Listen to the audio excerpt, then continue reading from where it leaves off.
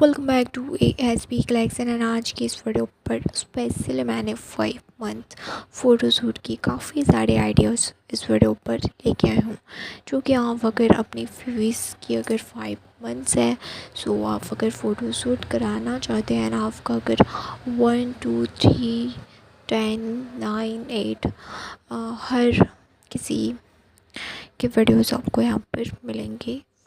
1 से लेके 10 मंथ तक की फ़ोटोशूट आइडियाज़ आपको मिलेंगे, जो कि आप ज़रूर चैनल पर विज़िट करें। वैसे तो मैं ऑलरेडी चैनल पर एंड स्क्रीन पर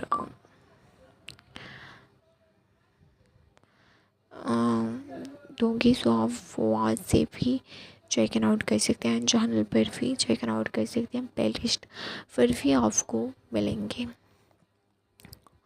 सो ज़रूर विज़िट करें चैनल पर। एंड काफ़ी सारी 1 से लेके 10th मंथ की फ़ोटोशूट आप इजीली करा सकते हैं। चैनल पर है तो ज़रूर से सब्सक्राइब करें। नेक्स्ट वीडियो जो है आप किस टॉपिक, किस डिज़ाइंस, किस थीम एंड किस वॉलपेपर एंड किस कलेक्शन ड्रेसेस के साथ आप देखना चाहते हैं, वो भी आप हमें ज़रूर से कमेंट सेक्शन में बता सकते हैं।